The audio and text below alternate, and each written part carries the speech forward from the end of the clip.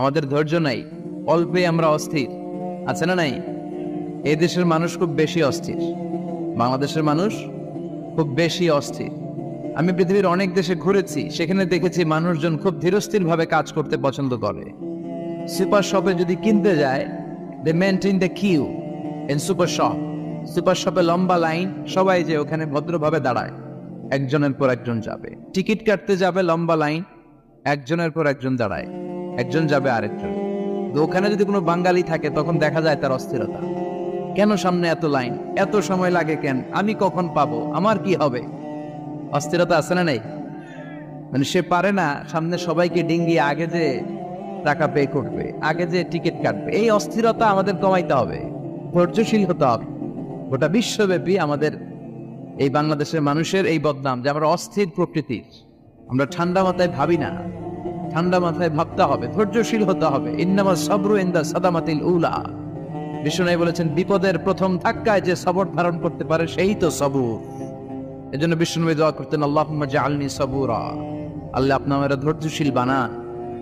ওয়া জাআলনি শাকুরা, আপনি আমার শুকরগুজার বান্দা বানান। বিশ্বনবীর যে ধৈর্যশীল, বিশ্বনবীর যে শুকরগুজার পৃথিবীর কেউ আছে? কথা বলেন। এমন তাবৎ কোনো অত্যাচার নাই যে অত্যাচার বিশ্বনবীর উপর করা হয় নাই। বিশ্বনবী মক্কার জামিনে যখন দাওয়াত দিতে লাগলেন, ওনারে পাগল বলা হতো, বলা হতো তুমি পাগল, বলা হতো মুহাম্মদ একটা কবি, বলা হতো মুহাম্মদ হচ্ছে গণক। বিশ্বনবী যখন রুকু দিতেন, সিজদায় চলে যেতেন, উটের পচা নারী ভুরি এনে বিশ্বনবীর কাঁধে ফেলে রাখা হতো।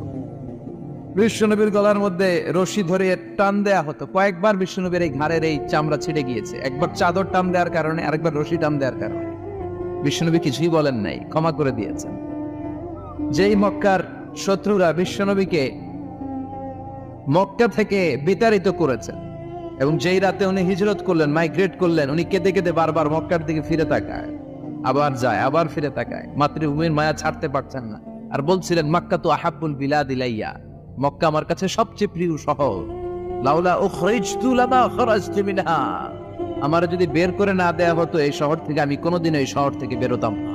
ও এত ভালোবাসতেন বিষ্ণুনবী মাক্কাতুল মুকাররমাকে, ধৈর্যশীল ছিলেন। এত অত্যাচার অনাচারের পরে যখন মক্কা বিজয়ের ক্ষণ আসলো, এই মক্কাকে বিশ্বনবীর করতলগত করে দিল কে? ফাতে মক্কা হলো। বিশ্বনবী চাইলে পিষে পিষে প্রতিটা কাফের মুশরিককে শেষ করে দিতে পারতেন, ঠিক কিনা? কিন্তু বিশ্বনবী বললেন, লা তাসরিবা আলাইকুমুল ইয়াউম ইযহাবু আনতুমুত তুলাকা, কোন রিভেঞ্জ চলবে না আজকে, কোনো প্রতিশোধ নাই। একেবারে বড় যুদ্ধাপরাধী যারা, মারাত্মক যারা অফেন্স করেছে, তাদেরকে শাস্তির আওতায় আনা হবে, বাকি সবাইকে আমি ক্ষমা করে দিলাম। In the long history of the world, there is no instance of magnanimity and forgiveness which was showed by our beloved Prophet Muhammad when all of his enemies laid under his feet and he forgave them one and all. পৃথিবীর গোটা পৃথিবীর ইতিহাসে এরকম নজির কোথাও পাওয়া যায় না, যাকে এত অত্যাচার করে বিতাড়িত করা হয়েছে, নির্বাসন দেয়া হয়েছে, হিজরতে বাধ্য করা হয়েছে। তিনি যখন ওই শহরকে আবার বিজয় করলেন, কাউকে আঘাত করলেন না, আগুন জ্বালিয়ে শহরটাকে জ্বালিয়ে দিলেন না, ওদের বংশকে নির্বংশ করলেন না, বরং মুচকে হেসে উনি বললেন, যাও ক্ষমা করে দিনা। কি ধৈর্যশীল ছিলেন। আবার দোয়াও করতেন, আল্লাহুম্মা জাআলনি সাবুরা, আল্লাহ আপনি আমার ধৈর্য বাড়ায় দেন। ওয়া জাআলনি শাকুরা, আপনি আমার শুকরগুজার বানান। ওয়া জাআলনি ফি আইনি সাগীরা, আল্লাহ আমার চোখে আপনি আমারে ছোট বানান। ওয়া ফি আয়ুনিন নাসি কাবীরা, আল্লাহ মানুষের চোখে আপনি আমারে বড় বানান। কি মানুষ ছিল, নিজের চোখে নিজে ছোট থাকতে চাইতেন। আমরা নিজের চোখে নিজের বড় মনে করি, এরকম ডাকাইত আছে না নাই? নিজেরাই নিজে মনে করে কত বড় সাহেব, লাট সাহেব। মান তাওয়াদা তারাফা, এটা হচ্ছে সুন্নাতুল্লাহি ফিল আরদ। মান তাওয়াদা তারাফা, যে নিচে নেমে থাকতে চায় আল্লাহ ওরে টেনে উপরে উঠা, আর যে খালি উঠতে চায়, হিংসা করে অহংকার করে উপরে ঠেলতে চায়, ওরে নিচে নামায় দেয় কে? সাইয়েদনা আদমকে আল্লাহ বললেন, আদম সাল্লিম আলা উলাইকান নাফার লাম্মা খালাকাল্লাহু আদামা ওয়া কানা তুলহু 60 যিরাআন। নিচে নেমে গেলে যে উপরে ওঠে, আর উপরে উঠতে চাইলে যে নিচে নামে, উদাহরণ দেখেন। আদম আলাইহিস সালামকে তৈরির পর আল্লাহ বললেন, আদম সাল্লিম আলা উলাইকান নাফার, এই ফেরেশতাদের সালাম দাও। কি দাও? সালাম দাও। কোনো প্রশ্ন নাই, আল্লাহ সালাম দিব কেন? ফেরেশতারা আমারে দিব না কেন, আমি আগে দিব কেন? কথা আছে কোনো? যেই সালাম দিলেন, সালাম দেওয়ার সাথে সাথে ওনার মর্যাদা বাড়িয়ে দিল কে? এত মর্যাদা বাড়ালেন যে নূরের ফেরেশতারা মাটির আদমকে সেজদা দিতে বাধ্য হয়েছে। চিৎকার করে বলেন ঠিক কিনা?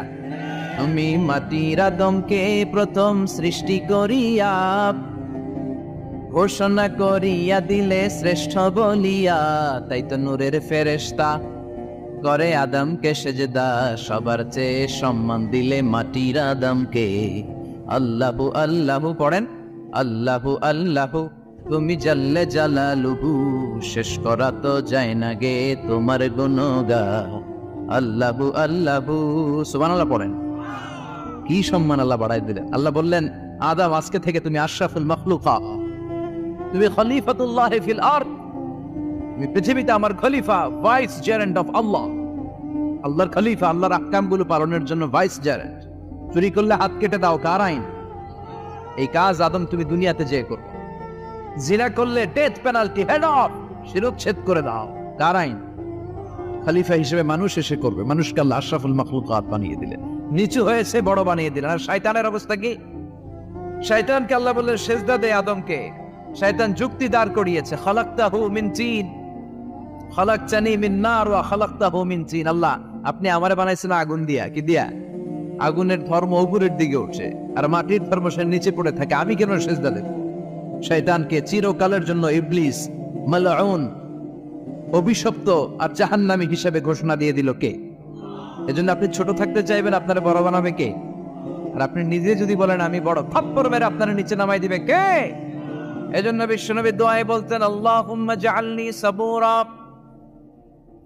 ওয়াজআলনি শাকুরা ওয়াজআলনি ফি আইনি সাগীরা ওয়া ফি আয়ুনিন নাসি কাবীরা।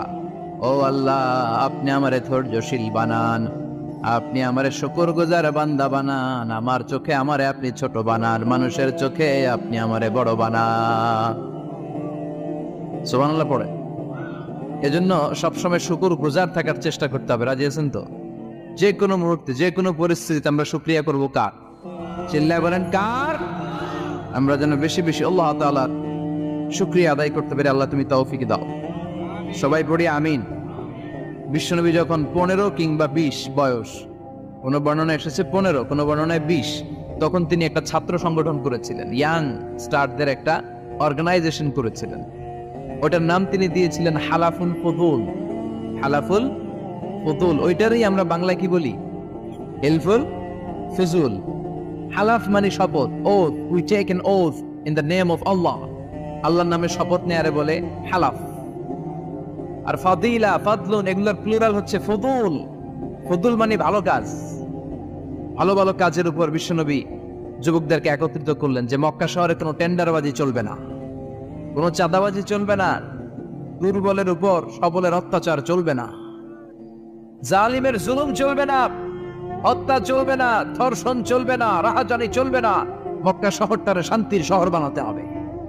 যুবকরা এই দায়িত্ব কাঁধে নিয়েছে। কারা? মুরব্বীরা না, যুবকরা। যুবকদের আছে প্রাণ ঢালা উচ্ছ্বাস, অনেক শক্তি। এজন্য যুবকদেরকে ভালো কাজে আসতে হবে। যুবকরা চাইলে এই দেশের চেহারা পাল্টে দিতে পারে। এদেশে যুবক ভোটার আছে কয়জন জানেন? নতুন করে যুবক ভোটার হয়েছে 2 কোটি। কয় কোটি? 2 কোটি না? Can you imagine that? কল্পনা করতে পারেন? They can change Bangladesh. They can change the face of Bangladesh. তারা 56,000 বর্গ মাইলের এই বাংলাদেশের চেহারা পাল্টে দিতে পারে। তাদের অনেক শক্তি। জন্য যুবকদের এই শক্তি কাজে লাগাতে হবে। ফেন্সিডিল, গাঁজা, ইয়াবা, হিন্দি সিনেমা, এগুলোর পিছনে দৌড়ানো যাবে, পর্নোগ্রাফির পিছনে ছোটা যাবে। যুবক বয়সে ভয় করতে হবে কারে? চিল্লায় বলেন কাকে? আল্লাহ আমার যুবক ভাইদেরকে তুমি তৌফিক দাও। বিশ্বনবী এই হালাফুল ফুদুল তিনি গঠন করলেন মক্কাতুল মুকাররমাতে। পুরো মক্কা শহরটা শান্তির শহর হয়ে গেল। সুবহানাল্লাহ।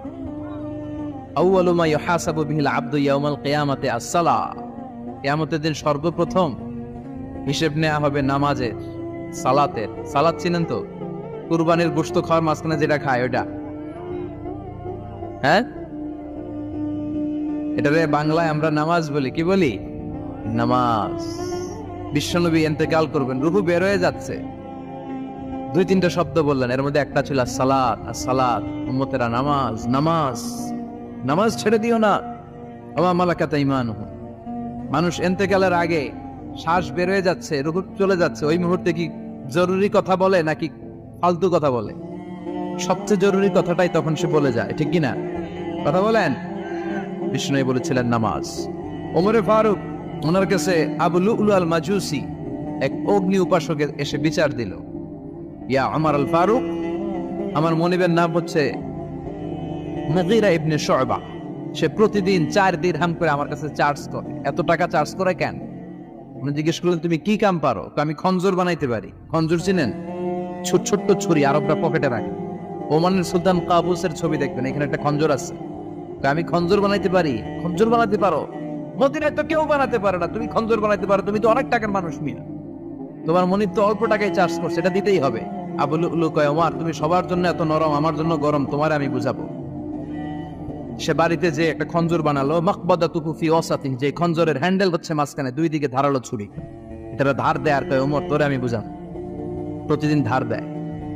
সাইয়েদনা ওমরে ফারুক মসজিদে নববীর ইমাম, ওয়া কানু ইউসাল্লুনা বিগালাস, তখন ওনারা অন্ধকারে নামাজ পড়তেন আউয়াল ওয়াক্তে। আমরা তো দেরি করে পড়ি, সুন্নাহ অনুযায়ী আগে আগে পড়া ভালো। আপনি মসজিদে হারামে গেলে দেখবেন যে কত আগে ফজর পড়ে, ফজরের 1-1.5 ঘন্টা পরে সূর্য ওঠে, ঠিক কিনা? তো সে একবার ছদ্মবেশে ফজরের সময় প্রথম কাতারে যে হাজির, আসলে কিন্তু মাজুসি, সূর্যের পূজা করে। খঞ্জরটা নিয়ে এসে দাঁড়ালেন। ওমরে ফারুক ফজরের সময় ঢুকলেন, বললেন আকিমিস সালাহ, একামত দাও। একামত দেয়া হলো। ওমরে ফারুক আল্লাহু আকবার বলে অন্ধকারে ফজরের সালাত শুরু করলেন। প্রথম রাকাত যখন পড়ে ফেললেন, রুকুতে যাবে, ইন দা মিন টাইম সে খঞ্জর বের করে ওমরে ফারুককে 3টা স্টেবিং করেছে। একটা নাভিতে মারার সাথে সাথে নাভিটা কেটে গেল, আর একটা এই পাশে পাজরে, আর একটা পেটের মাঝখানে, পেটও কেটে গেল। ওমরে ফারুক বললেন, কাতালানি আল কালব, এক কুকুর আমারে মেরে ফেলেছে। ওমরে ফারুককে পিছনে নিয়ে যাওয়া হলো। আব্দুর রহমান ইবনে আউফকে টেনে ইমামতির জায়গায় নেওয়া হলো। আর সে কাতারের মাঝখান দিয়ে খঞ্জর ঘুরাতে ঘুরাতে আগাতে লাগলো। ওর খঞ্জরের আঘাতে 7 থেকে 8 জন সাহাবী স্পট ডেথ, জায়গায় শেষ। ওমরে ফারুক বেহুশ। ওমরে ফারুক, ওনার মুখে দুধ দেয়, দুধ ওই নাভি দিয়ে বের হয়ে যায়। নাভিজ দেয়, নাভিজ পেট দিয়ে বের হয়ে যায়। রাষ্ট্রীয় চিকিৎসকরা বুঝতে পারলো উনি আর বাঁচবে না, বেহুশ। সবাই দাঁড়িয়ে আছে। কি হয় আমাদের আমিরুল মুমিনিনের? 10টি বছর তিনি অর্ধ পৃথিবীর শাসন করেছেন, উনার ভয়ে বাঘে মহিষে এক ঘাটে পানি খেত। হুশ ফিরার পরে ওমরে ফারুক বলেন, আমারে মারছে কে? আমার কি অবস্থা, বাঁচবো কিনা? আমার ছেলে আব্দুল্লাহ কোথায়? আব্দুর রহমান কোথায়? আমার বিবিরা কোথায়? কত সম্পদ আমার আছে, কোথায় গেলে ভালো চিকিৎসা পাওয়া যাবে? কিচ্ছু সে বলে না। হুশ ফিরার পরে ওমরে ফারুকের প্রথম প্রশ্নটা ছিল, আসল্লান্নাস, আসল্লান্নাস, আমার দায়িত্বে, আমার নেতৃত্বে যে ফজরের একটা নামাজ শুরু হয়েছিল, এটা কি ঠিক মতো শেষ হয়েছিল? আসল্লান্নাস, মানুষের নামাজটা পড়ছিল, 1 রাকাতের দায়িত্ব পালন করতে পেরেছে, এরপর হুশ নাই। বাকি 1 রাকাতের কি হয়েছে? মুসল্লিদের কি হয়েছে? সালাতটা ওয়াক্ত মতো হয়েছে কিনা? আসল্লান নাস, এটা ছিল ওমরে ফারুকের প্রশ্ন। সুবহানাল্লাহ কইবেন না? তাহলে এই সালাতের গুরুত্ব আছে না নাই? সর্বপ্রথম এই সালাতের ব্যাপারে in the day of judgement আমাদেরকে প্রশ্ন করবে কে? সালাতে কায়েম করো, সালাতে কায়েম করো, হবে সম্মানী তুমি, হবে জান্নাতি তুমি, হবে সম্মানী তুমি, হবে জান্নাতি তুমি, দিবে কাল হাসরে শীতল ছায়া আরশে আজিম, রব্বিয়াল আলা, রব্বিয়াল আযীম, রব্বিয়াল আলা, রব্বিয়াল আযীম। সুবহানাল্লাহ পড়ে। এজন্য নামাজ, নামাজ, এই নামাজ যাতে মিস হয়ে না যায়। সব মিস হতে পারে, নামাজ মিস হতে পারে না। আল্লাহ তুমি বুঝার তৌফিক দান করো, আমিন। আমি আপনাদের খেদমতে সূরাতু আত-তাহরীম থেকে ছোট্ট একটি আয়াতের অংশ তেলাওয়াত করেছি, যেখানে আল্লাহ তাআলা আমাদেরকে আহ্বান জানিয়েছে, ওহে বিশ্বাসীরা, পাপ হতে পারে, ভুল হতে পারে, অন্যায় হতে পারে, ওই অন্যায়ের উপর অটল থেকো না, আমার কাছে ফিরে আসো। কাম টু ইউর লর্ড, তোমার রবের দরবারে ফিরে আসো, ক্ষমার মতো ক্ষমা চাও, ক্ষমার মতো ক্ষমা চাইলে আমি সব ক্ষমা করে দেব। সুবহানাল্লাহ পড়েন। রব্বুল আলামিন বলেন, ইয়া আইয়ুহাল্লাযীনা আমানু তুবু ইলাল্লাহি তাওবাতান নাসুহা। ও বিশ্বাসীরা, ভুল করেছো, অন্যায় করেছো, পাপ করেছো, জুলুম করেছো, আমার কাছে ফিরে আসো, ক্ষমা চাও। ক্ষমার মতো ক্ষমা চাইলে সব গুনাহ মাফ করে দিতে পারে কে? পাপ নাই, গুনাহ করি নাই, এরকম কেউ আছি? কথা বলেন, কত পাপ করছি কোনো হিসাব আছে? পৃথিবীর কেউ না জানলেও জানে কে? পৃথিবী না জানো আমি তো জানি, আমি কি পাপ করেছি হায়। আমার পাপের করলে বিচার, বাঁচার আমার নাই উপায়। দয়াময় প্রভু মাফ করো আমায়, মাফ করো আমায়। পড়েন আমিন। আমাদের পাপগুলো ক্ষমা করে কে? চিল্লায় বলেন কে? আল্লাহ ডেকে বলে, গোলাম আমি হলাম গাফিরুয যাম কাবিলুত তাওব। আমার কাজ হলো ক্ষমা করা, আমার কাজ হলো তওবা কবুল করা। শয়তানের কাজ হলো ওয়াসওয়াসা দেওয়া, আমাদেরকে ভুল পথে নিয়ে যাওয়া। আর আমাদের কাজ হলো ভুল করে ফেলা, আল্লাহর কাজ হলো ভুলগুলো মাফ করে দেয়া। আল্লাহ ডেকে বলে, গোলাম তোরা যদি ভুল না করতি, তোরা যদি পাপ না করতি, তোরা যদি অন্যায় না করতি, তোদেরকে ধ্বংস করে দিয়ে এমন একটা জাতি আমি এই দুনিয়ার বুকে তৈরি করতাম যারা সকালবেলা ভুল করে দুপুরে মাফ চাইতো, দুপুরে ভুল করে রাত্রে মাফ চাইতো, আজকে ভুল করে আগামীকাল মাফ চাইতো। আর আমি আল্লাহ গুনাহগুলো তাদের সব ক্ষমা করে দিতাম। ক্ষমা করে দিতে আল্লাহর বড্ড ভালো লাগে।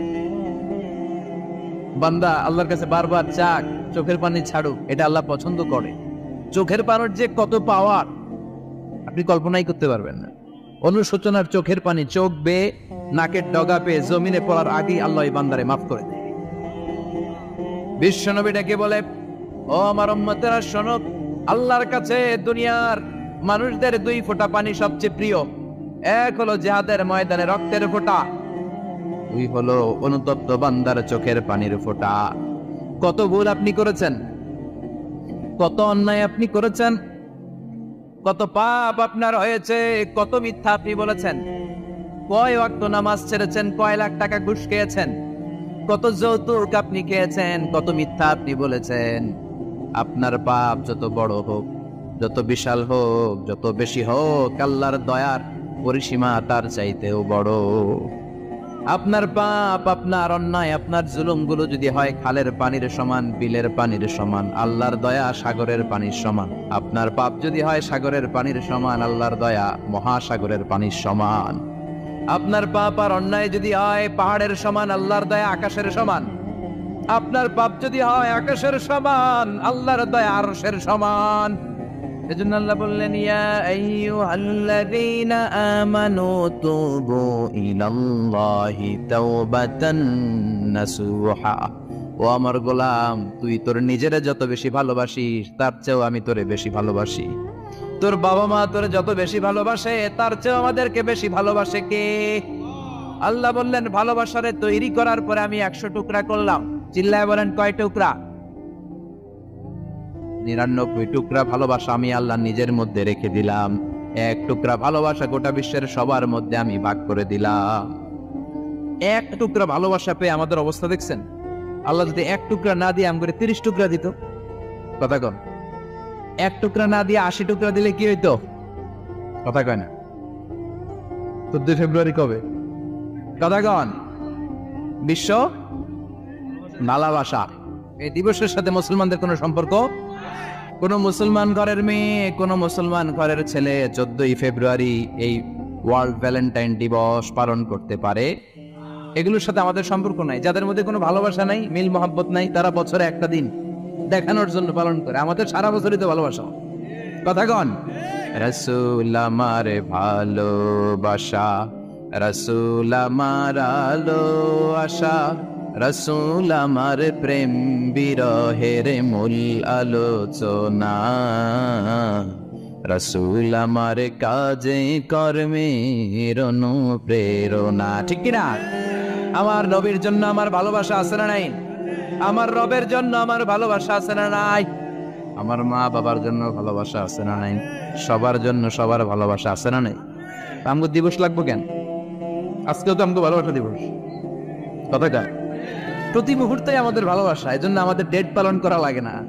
আমরা সব সময় সবারই ভালোবাসি। চিল্লায় বলেন ঠিক কিনা?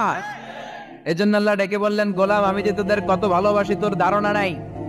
চোখের পানি ছাড়, গুনার কথা স্মরণ কর, তওবা কর। তওবার মতো তওবা করলে সব গুনাহ মাফ করে দিতে পারে কে? বিশ্বনবী বলে আমার কোনো গুনাহ নাই, তারপরেও প্রতিদিন 70 বারেরও বেশি আমি তওবা করি। আল্লাহে ইন্নী আস্তাগফিরুল্লাহ ওয়া আতুবু ইলাইহি আকসার মিন 70 মাররা। Could you imagine that? কল্পনা করছেন কোনদিন যে নবীর গুনাহ নাই ওই নবী তওবা করে প্রতিদিন 70 বার? আকসার 70 বারেরও বেশি। আমার পড়া দরকার কয়বার? আপনার পড়া দরকার কয়বার? বিশ্বনবী 70 বারের বেশি বললে আমাদের পড়া দরকার কয়বার? আর আমরা প্রতিদিন পড়ি কয়বার? কথা কন। আমাদের ভুল হবে, ভুল হতে সমস্যা নাই। ভুল হওয়াই মানুষের স্বভাব, কিন্তু ভুল হওয়ার পরে ভুলের উপর অটল থাকা যাবে না। শয়তান আর মানুষের মধ্যে এই মৌলিক পার্থক্য। শয়তান ভুল করে ভুলের উপরই আছে, ঠিক কিনা? ক্ষমা চায় নাই, কিন্তু আমরা সকালে ভুল করলে দুপুরে মাপ চাই কার কাছে? মৃত্যুর আগ পর্যন্ত আমরা ক্ষমা চাইলে ক্ষমা করে দিবে কে? সব সময় 24/7 তওবার দরজা খোলা, দুইটা সময় ছাড়া। ভালো করে মনে রাখবেন, মুখস্থ ঠোঁটস্থ যেন থাকে। দুইটার সময় তওবা কবুল হয় না। চিৎকার করে বলেন কয় সময়? এক হলো বাদাল গারগারা, গারগারানি যখন আসে, মালাকুল মাউত যখন চলে আসে, মালাকুল মাউতরে যখন দেখে ফেলবেন তখন তওবা কবুল হবে নাকি? কথা কন। ফেরাউনের নাম শুনছেন? ওরা যখন আল্লাহ লোহিত সাগরে ডুবাইয়া পানি খাওয়াইতে লাগলো, পানি খাইতে খাইতে পেটটা হয়েছে এত বড়, আর পানি খাইতে পারেন। এরপর হাত তুলে কয় আনা মিনাল মুসলিমিন। কোরআনের আয়াত, আনা মিনাল। হাত তুলে কয় আমি মুসলমান। ফেরাউন না বলে মুসলমান, আমরা যাবো কই? কথা কহ। ফেরাউন হাত তুলে কয় আনা মিনাল মুসলিমিন। আল্লাহ কয় টাইম ইজ আপ, দেরি করছস। অনেক সময় দিলাম, অনেক সুস্থ রেখেছি, ক্ষমতা দিয়েছি, দাপট দিয়েছি। তখন যদি ঘাটটা নত করে, মাথাটা নত করে একবার ক্ষমা চাইতি, ফেরাউন তোরেও ক্ষমা করে দিতাম। কিন্তু সময় শেষ হওয়ার পরে আমি মুসলমানদের অন্তর্ভুক্ত বললে কোনো লাভ হবে নাকি? আল্লাহ বলল সময় নাই, সময় শেষ। কারণ মুসা আলাইহিস সালামের চাচাতো ভাই অনেক দাওয়াত দিল, যাকাত দে। কারণ যাকাত দিব না, এই সম্পদ আমি কামাইছি, আল্লাহ দেয় নাই। মুসা আলাইহিস সালাম বললেন তাহলে আযাবের অপেক্ষা কর, আযাব চলে আসে। আল্লাহ বলেন মুসা সেফ জোনে যাও, সরো, এখনই আযাব। ফাখাসাফনা বিহি ওয়া বিদারিহিল আরদ। পুরো ফাইয়ুমের জমিনটার আল্লাহ কাঁপিয়ে দিলেন, আর কারুনকে সহ পুরো সম্পত্তি তার জামিনের ভিতরে দাবিয়ে দিলেন। হাঁটু পর্যন্ত কারুন দেবে যায়, ভাবছে উঠে যাবে। কোমর পর্যন্ত দেবে যায়, ভাবছে উঠে যাবে। গলা পর্যন্ত যখন দেবে যায় আর সুযোগ নাই। কয় মুসা আমার সব সম্পত্তি তোরে আর তোর আল্লাহরে দিয়ে দিলাম, আমারে বাঁচা, আমারে সব সম্পত্তি তোর আর তোর আল্লাহ, আমারে খালি বাঁচা। চাচা আপন প্রাণ। আল্লাহ বলে সময় শেষ। তার মানে বাদাল গারগারা তওবা কিন্তু আর কবুল হয়। এই হলো একটা। নাম্বার 2, বাদা তুলুই শামস মিন মাগরিবিহা। প্রতিদিন সূর্য কোন দিক দিয়ে ওঠে? কথা কয় না? পূর্ব দিকে। কিয়ামতের আগ দিয়ে সূর্যের পূর্ব দিকে উঠবে না, পশ্চিম দিক থেকে উঠবে। যেদিন প্রভাতে পশ্চিম দিক থেকে সূর্য উঠবে, ওই দিন থেকে তওবার দরজাটারে বন্ধ করে দিবে কে? তার আগ মুহূর্ত পর্যন্ত জীবনে যত গুনাহ করেছি, অন্যায় করেছি, চোখের পানি ছেড়ে ক্ষমা চাইলে ক্ষমা করবে কে? শয়তান আল্লাহরে চ্যালেঞ্জ দিছে, আল্লাহ তুমি আমারে জাহান্নামে পাঠাবা, আমিও তোমার বান্দা করে লয়ে একসাথে জামাতে ঢুকমু। একা ঢুকবো না, একা যাব না, তোমার বান্দাদেরকে সবগুলারে জাহান্নামী বানায়া তারপরে ঢুকমু। তোমার চ্যালেঞ্জ দিলাম, একটারও জান্নাতে ঢুকাইতে পারবা? আল্লাহকে তুই আমার চ্যালেঞ্জ দিলি? আমি তো সব রাজার বড় রাজা, মহারাজা, আমার চ্যালেঞ্জ দেশ, এত সাহস পাইলি কই? তুই আজীবন ওয়াসওয়াসা দিয়ে পাপ কাজ করাবি, একদিন তাফসীর মাহফিলে এসে আমার বান্দা ক্ষমা চাবে, আমি মাফ করে দেবো, তুই কি করবি? আজীবন অন্যায় করবে, আজীবন পাপ করবে, জুলুম করবে, একদিন চোখের পানি ছেড়ে আমার কাছে কান্নার মতো কান্না করলে আমি সব গুনাহ মাফ করে দেব। এজন্য আল্লাহ বললেন ইয়া আইয়ুহাল্লাযীনা আমানু তুবু ইলাল্লাহি তাওবাতান নাসুহা। ভুল করেছো, তওবা করো, মাফ করবে কে? সাইয়েদনা আদম আলাইহিস সালাম ভুল করলেন, দুনিয়ায় এসে শত শত বছর কাঁদলেন, কিন্তু ক্ষমা হয় না। আল্লাহরে বললেন আল্লাহ কি করলে ক্ষমা পাবো বলো? ফাতালাক্কা আদামু মির রাব্বিহি কালিমাতিন ফাতাবা আলাইহি। আল্লাহ বললেন ও আদম তোমারে কিছু কালেমা শিখাইয়া দেই, এই কালেমাগুলো দিয়ে আমার কাছে দোয়া করো, ক্ষমা করে দেব। আল্লাহ শিখায় দিলেন, ও আদম, 2 হাত তুলে চোখের পানি ছেড়ে আমার কাছে পড়ো, রব্বানা। পড়েন, রব্বানা যালামনা আনফুসানা ওয়া ইল্লাম তাগফির লানা ওয়া তারহামনা লানাকুনান্না মিনাল খাসিরিন। এটা শিখাই দিয়েছিল আল্লাহ। আল্লাহ, আমি জুলুম করেছি, অন্যায় করেছি, ভুল করেছি, পাপ করেছি, তুমি যদি ক্ষমা না করো, ক্ষমা করার কেউ নাই, ঠিক কি না? আমরাও পাপ করলে এই দোয়াটা পড়ার দরকার আছে না নাই? 5টা শর্ত সাপেক্ষে আমাদের তওবা কবুল করবে কে? তওবা কবুল হওয়ার কিছু শর্ত আছে 5টা। কয়টা? চিৎকার মেরে বলতে হবে, তওবা কবুল হওয়ার শর্ত কয়টা? 1 নম্বরে হচ্ছে আল ইকরা, acknowledgement. You have to give the acknowledgement that you are the greatest sinner on earth. আপনাকে ঘোষণা দিতে হবে যে আপনি পৃথিবীর সবচেয়ে বড় পাপী।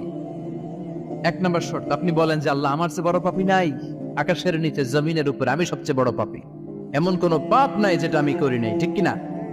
1 নম্বরে পাপের ঘোষণা দেন। 2 নম্বরে আন-নাদাম, নাদাম মানে repentance. You have to be repentant for what you have done. আপনাকে অনুতপ্ত হতে হবে, চোখের পানি ছাড়তে হবে। আল্লাহ, আমি লজ্জিত, আল্লাহ আমি নাদান, আমি পিশাচ, আমারে মাফ করে দাও। তার মানে স্বীকার গেলেন কি অন্যায় করেছেন। 2 নম্বরে আপনি অনুতপ্ত হলেন। 3 নম্বরে স্টপ, যেই পাপ করতেছিলেন ওটা থামান। Stop, what you have done, যেটা করতেছিলেন আগে থামান। আপনি সুদ খাইছেন, অনুশোচনা আসলো, মাফও চাইতেছেন, আবার সুদও খাইতেছেন, হবে? আপনি ঘুষ খেয়েছেন, তওবা শুরু করলেন, আবার ঘুষও খেয়ে যাচ্ছেন, হবে? থামেন, স্টপ।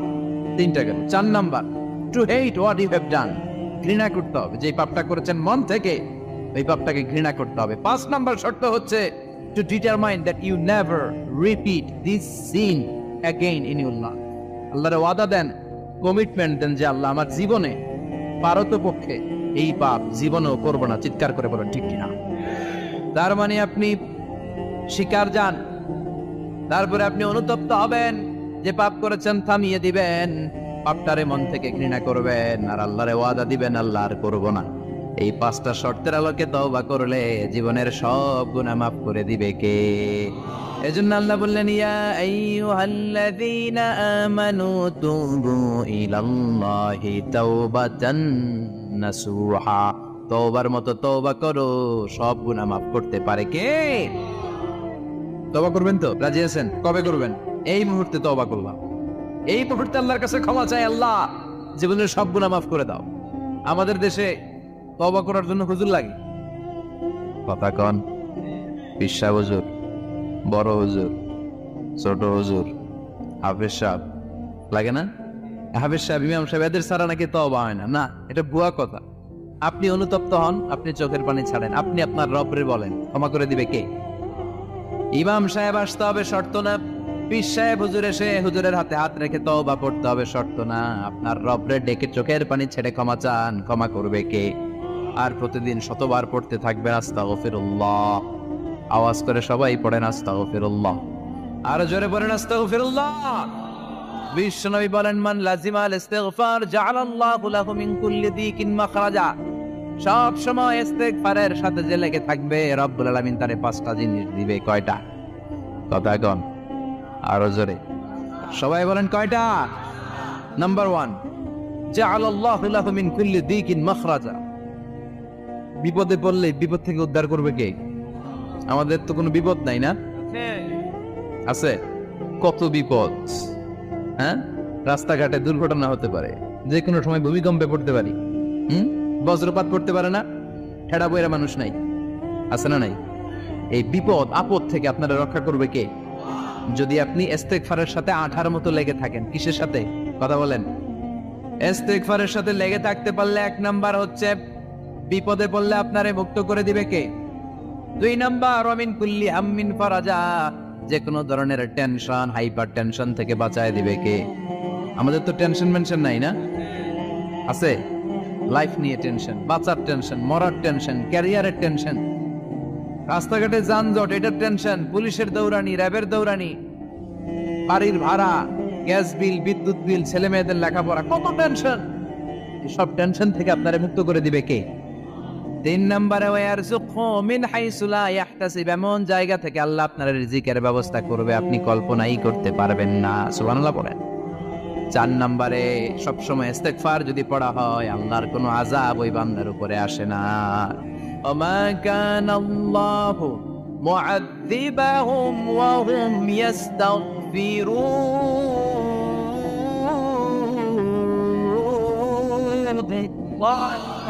যতক্ষণ আমার বান্দা আমার কাছে ইস্তেগফার পড়তে থাকে আমার কোনো আযাব বান্দারে পাবে না। যতক্ষণ ইস্তেগফার পড়বেন আল্লাহর কোনো আযাব আপনার উপর আসবে না। চারটা গেল। পাঁচ নাম্বার, বারবার ইস্তেগফার পড়লে রফিক ভাই আল্লাহ আপনারে মুস্তাজাবুদ দাওয়া বানাবে। দোয়া করা মাত্র কবুল করে নেবে কে? মুস্তাজাবুদ দাওয়া বুঝেন তো? মানে যিনি হাত তুলতে দেরি কবুল হতে দেরি হয় না। বারবার ইস্তেগফার পড়ে দেখেন যে আপনার দোয়া কেমনে কবুল হয়। ইমাম আহমদ ইবনে হাম্বলের নাম শুনেছেন? হাম্বলি মাযহাবের প্রতিষ্ঠাতা। হানাফি, শাফিঈ, মালিকি, চার নাম্বারটা আপনারা বলেন। হাম্বলি, এই হাম্বলি মাযহাবের ইমামের নাম আহমদ ইবনে হাম্বল। জগৎ বিখ্যাত মুহাদ্দিস। একক স্বতন্ত্র হাদিসের কিতাব হিসেবে পৃথিবীতে সবচেয়ে বড় যে হাদিসের কিতাব ওইটার নাম মুসনাদ আহমদ ইবনে হাম্বল।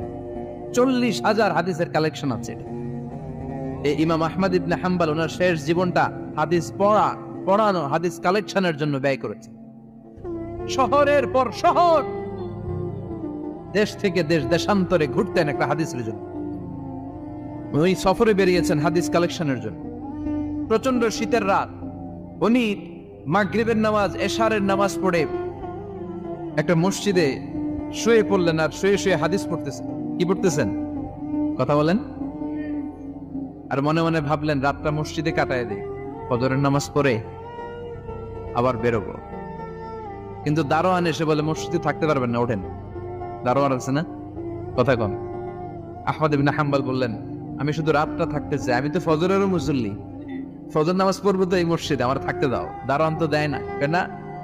মসজিদে থাকার জায়গা না, যাক মিয়া। উনি যে আহমদ ইবনে হাম্বল এটা চিনে নাই, থাকতে দেয় না। কি করবে এখন? উনি কাঁথা গুছিয়ে হাদিসের কিতাব নিয়ে কাদের মধ্যে ব্যাগ নিয়ে মসজিদ থেকে বেরোয় গেলেন। কি আর করবেন? প্রচন্ড শীত আর কাঁপতেছেন বুড়ো মানুষ। পথিমধ্যে দেখলেন বাজার একজন খাব্বাজ, শাবুন খাব্বাজ, যুবক রুটি বিক্রেতা। সে রুটি বিক্রি করে, চুলার মধ্যে রুটি সেকে। সে যে সালাম দিল আসসালামু আলাইকুম, যুবক বলে ওয়ালাইকুম আসসালাম। আহমদ ইবনে হাম্বল বলে যুবক আমার যাওয়ার জায়গা নেই, সফরে বেরিয়েছি, খুব শীতে কষ্ট পাচ্ছি, রাতে যদি তোমার এই চুলা থেকে একটু আগুন পোহাই কোনো সমস্যা? যুবক বলে না না সমস্যা না, আহলান ওয়া সাহলান, খোশ আমদেদ, আসেন আসেন, আপনি আগুন পোহাইলে আমার সমস্যা কি? সুবহানাল্লাহ পড়েন। আল্লাহ শুকরিয়া করে উনি বসলেন আর আগুন পোহাচ্ছেন। আর খেয়াল করলেন যুবক রুটি বানায় আর পরে আস্তাগফিরুল্লাহ, রুটির দলা বানায় পরে আস্তাগফিরুল্লাহ, খামির বানায় আর পরে আস্তাগফিরুল্লাহ, রুটি নিয়ে উনুনের ভিতরে চুলার ভিতরে সেকা দেয় আর পরে আস্তাগফিরুল্লাহ, দোকানদারের কাছে কেউ আসলেই সে রুটি দেয় আর পরে আস্তাগফিরুল্লাহ, ক্রেতার কাছ থেকে টাকা নিয়ে ক্যাশ বক্সে রাখে আর কি পড়ে, আবার রুটি বানানো শুরু করে আর কি পড়ে, খালি এটাই পড়তেছে। ইমাম আহমদ ইবনে হাম্বল তো অবাক, কিরে এটা আবার কেমন যুবক, খালি আস্তাগফিরুল্লাহ। উনি প্রশ্ন করলেন যুবক ঘটনা কি? আসার পর থেকেই তোমার দেখতেছি তুমি রুটি বানাও, রুটি বিক্রি করো আর পড়ো আস্তাগফিরুল্লাহ, মালাকা ইয়া শাবাব। যুবক বলে আস্তাগফিরুল্লাহ আমার সবচেয়ে বেশি পছন্দের আমল, আমি সব সময় আঠার মতো ইস্তেগফারের সাথে লেগে থাকি আর সব সময় পড়তে থাকি আস্তাগফিরুল্লাহ, আর এর বদৌলতে আল্লাহ আমারে মুস্তাজাবুদ দাওয়া বানিয়ে দিয়েছে।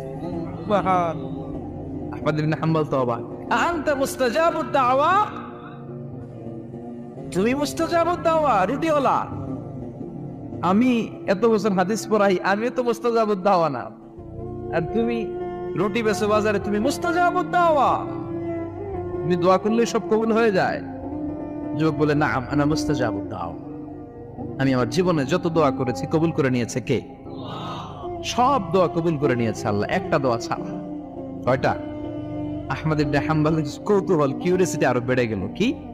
সব দোয়া কবুল হয়েছে একটা দোয়া ছাড়া। মাযালিকা দোয়া ইয়া শাব, কি সেই দোয়া? যুবক এবার বলতে শুরু করলো আমার জীবনে যে দোয়াটা আল্লাহ কবুল করে নাই সেটা হচ্ছে আমি আল্লাহর কাছে অনেক চেয়েছি, অনেক দোয়া করেছে যে আল্লাহ, শুনেছি এই জামানার সবচেয়ে বড় মুহাদ্দিস, তার নাম নাকি ইমাম আহমদ ইবনে হাম্বল, আল্লাহ তোমার কাছে আমার চাওয়া, আমি যেন এই ইমাম আহমদ ইবনে হাম্বলের দেখে মরতে পারি, আমি যেন ইমাম আহমদ ইবনে হাম্বলের হাতে হাত রেখে মুসাফা করতে পারি আর তার কপালে একটা চুমু এঁকে দিতে পারি। আহমদ ইবনে হাম্বল আবেগপ্রবণ হয়ে গেলেন, চোখের পানি ছেড়ে দিলেন, বললেন, যুবক, তোমার এই দোয়াটাও কবুল হয়ে গিয়েছে। আহমদ ইবনে হাম্বলের দেখার সাক্ষাৎ পাওয়ার জন্য আহমদ ইবনে হাম্বলের বাড়িতে তোমার যাওয়ার দরকার নাই, আহমদ ইবনে হাম্বল তোমার দরবারে ছুটে এসেছে। আনা আহমদ ইবনে হাম্বল মুহাদ্দিসুদ দাহর, আমি নিজেই আহমদ ইবনে হাম্বল। যুবক চোখের পানি ছেড়ে দেয়, আহমদ ইবনে হাম্বল চোখের পানি ছেড়ে দেয়। যুবক চিৎকার মেরে ইমাম আহমদ ইবনে হাম্বলকে জড়িয়ে ধরে, হাতে হাত রেখে মুসাফা করে, কপালের মধ্যে চুমু খায় আর আল্লাহর শুকরিয়া করে বলে, ও ইমাম, আসলে এই দোয়াটাও আল্লাহ আজকে কবুল করে নিল। বিশ্বাস হয়? সবসময় ইস্তেগফার করলে আপনার দোয়াগুলোর এইভাবে কবুল করে নেবে কে? এই 5টা জিনিস পাবেন সবসময় যদি ইস্তেগফারের সাথে লেগে থাকেন। রাজি আছেন তো? এই জন্য বিশ্বনবী সব সময় নামাজে সালাম ফিরানোর পরে পড়তেন আস্তাগফিরুল্লাহ। কি পড়তেন? 3 বার পড়তেন আস্তাগফিরুল্লাহ, আস্তাগফিরুল্লাহ, আস্তাগফিরুল্লাহ। পড়তে রাজি আছেন? ইস্তেগফারের অনেকগুলো আলফাজ আছে, সবচেয়ে ছোট ইস্তেগফার হচ্ছে এটা, আস্তাগফিরুল্লাহ, আস্তাগফিরুল্লাহ। আরো আছে, আস্তাগফিরুল্লাহ আল্লাযী লা ইলাহা ইল্লা হুয়াল হাইয়ুল কাইয়্যুম ওয়া আতুবু ইলাইহি। বিষ্ণু বলেন, এই ইস্তেগফারটা যদি কেউ পড়ে, আত-তাওয়াল্লি মিন ইয়াউমিজ যাহাফ, যুদ্ধের ময়দান থেকে পালিয়ে আসা কবিরা গুনাহ। কি গুনাহ? কাফেরদের সাথে যুদ্ধ, আমি তাগড়া যুবক, তলোয়ার নিয়ে নেমেছি, আমার দেহের 1 ফোঁটা রক্ত থাকা পর্যন্ত আমি যুদ্ধ চালিয়ে যাব, আমি ফিরে আসতে পারবো না, আইনটা কার? ফিরে আসলে কবিরা গুনাহ। বিশ্বনবী বলেন, যুদ্ধের ময়দান থেকে ফিরে এসেছে এরকম কবিরা গুনাহ অবলম্বনকারীও যদি আস্তাগফিরুল্লাহ আল্লাযী লা ইলাহা ইল্লা হুয়াল হাইয়ুল কাইয়্যুম ওয়া আতুবু ইলাইহি পড়ে, ওই কবিরা গুনাহকারীকেও ক্ষমা করে দিবে কে? পড়তে রাজি আছেন তো? আবার সাইয়েদনা আবু বকর বললেন, ইয়া রাসূলুল্লাহ আল্লিমনি দুআআন আদউ বিহি ফি সালাতি, এমন দোয়া আপনি আমারে শিক্ষা দেন যে এই দোয়াটা আমি নামাজে পড়তে পারি। বিশ্বনবী বললেন, পড়ো, আল্লাহুম্মা ইন্নী যালামতু নাফসি যুলমান কাসীরান ওয়া লা ইয়াগফিরুয যুনুবা ইল্লা আনতা ফাগফিরলি মাগফিরাতাম মিন ইনদিক ইন্নাকা আনতাল গফুরুর রহিম। সুবহানাল্লাহ পড়ে। এটাও ইস্তেগফার। আমরা এটার বলে দোয়া মাসুরা, সালাম ফেরানোর আগে পড়ি না? যেখানেই ক্ষমা চাওয়ার কথা আছে ওইটারই কি বলে? ইস্তিগফার। আল্লাহুম্মা ইন্নী যালামতু নাফসি, আল্লাহ জুলুম করেছি, যুলমান কাসীরা, অনেক জুলুম, ওয়ালা ইয়াগফিরুয যুনুবা ইল্লা আনতা, তুমি ছাড়া এই গুনাহ ক্ষমা করার তো কেউ নাই, ফাগফিরলি মাগফিরাতাম মিন ইনদিক, তোমার দয়ায় আমারে ক্ষমা করে দাও, ইন্নাকা আনতাল গফুরুর রহিম, তুমি হলা ক্ষমাশীল। ঠিক কি না? এটাও ইস্তিগফার, এটাও পড়বেন। আর এই সব ইস্তেগফারের শ্রেষ্ঠ ইস্তেগফারের নাম সাইয়্যিদুল ইস্তেগফার। যত ইস্তেগফার হতে পারে এর মধ্যে সবচেয়ে শ্রেষ্ঠতম ইস্তেগফার নাম কি? কথা কন। বুখারীর বর্ণনা, শাদ্দাদ ইবনে আউস রাদিয়াল্লাহু তাআলা আনহু বর্ণনা করেন, এই সাইয়্যিদুল ইস্তেগফার দিনের বেলা যে পড়বে ওই দিনে মারা গেলে সে জান্নাতি। এই সাইয়্যিদুল ইস্তেগফার রাতের বেলা যে পড়বে ওই রাতে যদি ইন্তেকাল হয় ওই লোকটা জান্নাতি। মুখস্থ আছে না? কার কার মুখস্থ হাত তুলেন? মাশাআল্লাহ, তাবারাকাল্লাহ, মাশাআল্লাহ, মাশাআল্লাহ। আর যাদের নাই তাদের হোমওয়ার্ক, তাদের আল্লাহুম্মা আনতা রাব্বি লা ইলাহা ইল্লা আনতা খালাকতানি ওয়া আনা আবদুক ওয়া আনা আলা আহদিকা ওয়া ওয়া'দিকা মাস্তাতা'তু আউযু বিকা মিন শাররি মা সানা'তু আবুউ লাকা বিনি'মাতিকা আলাইয়া ওয়া আবুউ লাকা বিযামবি ফাগফিরলি ফাইন্নাহু লা ইয়াগফিরুয যুনুবা ইল্লা আনতা। সুবহানাল্লাহ পড়ে। সুবহানাল্লাহ। আজকে রাতে পড়ছেন, মারা গেলে জান্নাতি। চিল্লায় পড়েন আল্লাহু আকবার।